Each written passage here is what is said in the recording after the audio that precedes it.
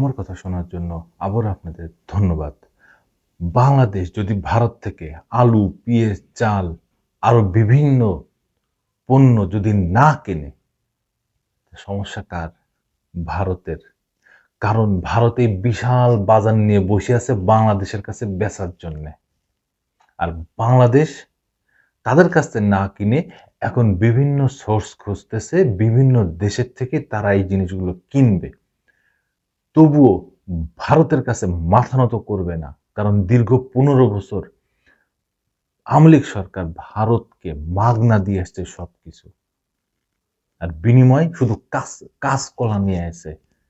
তার বিনিময়ে যে ভারতে এখন হাসিনা পলাতক অবস্থায় রয়েছে, আশ্রিতা হিসেবে আছে, রোহিঙ্গা হিসেবে আছে, এটাই তার বিনিময়। বাংলাদেশের মানুষ রক্ত পানি করে যে সঞ্চয় করেছে, সেই সঞ্চয়গুলা হাসিনা ভারতের মাগনা দিয়ে চলে আসছে। এখন ভারত সেই মাগনাগুলো নেওয়ার জন্যে যে চুক্তিগুলো হয়েছে, সেই চুক্তিগুলো নেওয়ার জন্য ভারত এখন বাংলাদেশের পরে চেপে বসতে চাচ্ছে। কিন্তু না, বাংলাদেশ স্বাধীন সার্বভৌমত্ব একটা দেশ, সে কারোর দাবিদারি করবে না, কারোর গোলামি করবে না। সব উপদেষ্টারা একমত, বাংলাদেশের ১৬ কোটি মানুষ একমত। এই বিষয়ে বিবিসি একটা নিউজ করছে, সেই নিউজে কি বলছে একটু শুনি। বাংলাদেশ আওয়ামী লীগ সরকার ক্ষমতাচ্যুত হওয়ার আগে ভারতীয় পণ্য বর্জনে ব্যাপক প্রচারণা দেখা গিয়েছিল। এবার ভারত থেকে বাংলাদেশের নিত্যপণ্য বিশেষ করে চাল, পেঁয়াজ ও আলু রপ্তানি বন্ধ করে দেওয়ার হুমকি দিয়ে সে দেশের এক রাজনীতিবিদ বক্তব্য দেওয়ার পর দুই দেশের বাণিজ্যিক সম্পর্কের বিষয়টি নতুন করে সংবাদ মাধ্যমে জায়গা করে নিয়েছে।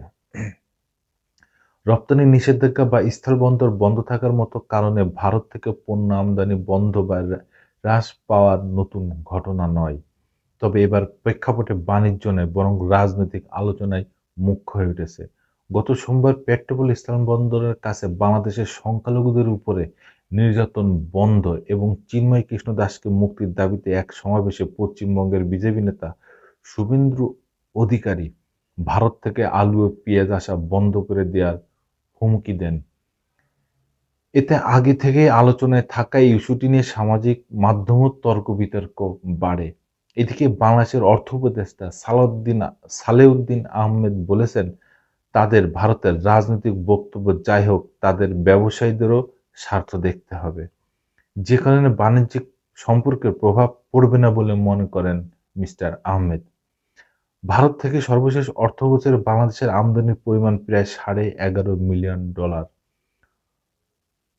তথ্য ভারতের বাণিজ্য মন্ত্রণালয়ের। বাংলাদেশের রপ্তানিকারকদের তালিকায় চীনের পরেই দেশটির অবস্থান। কিন্তু উল্লেখিত ৩ পণ্য আলু, পেঁয়াজ ও চালের ক্ষেত্রে ভারতের উপর আদতে কতটুকু নির্ভরশীল বাংলাদেশ?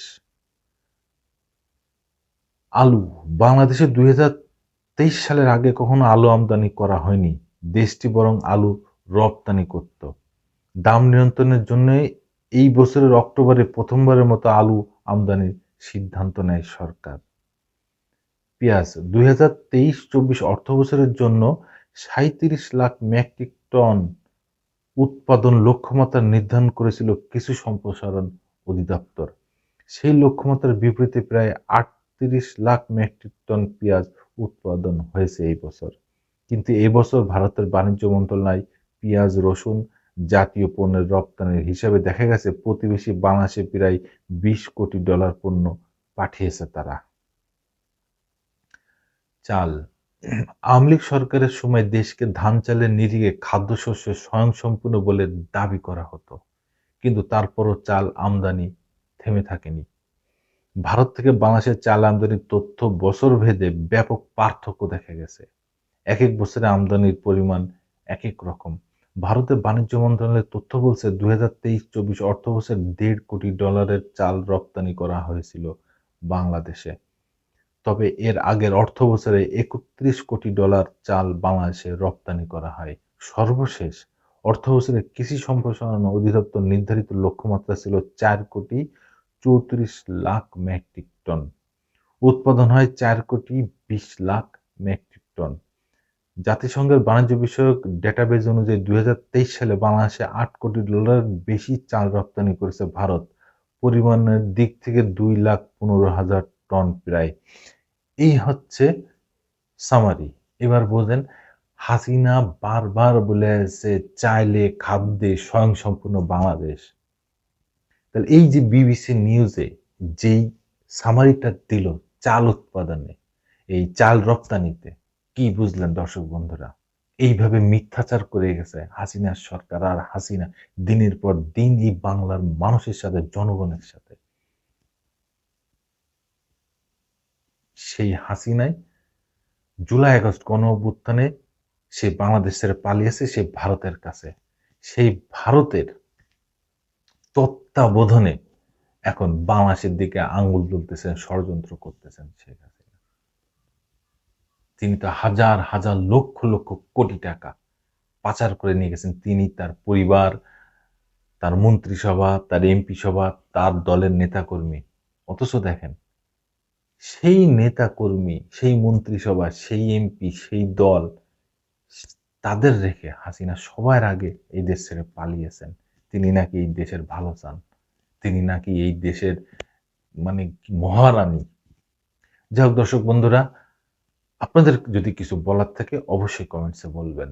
ধন্যবাদ। আবার আসবো নতুন কোনো কথা নিয়ে, নতুন কোনো ঘটনা নিয়ে। আমি প্রিন্স।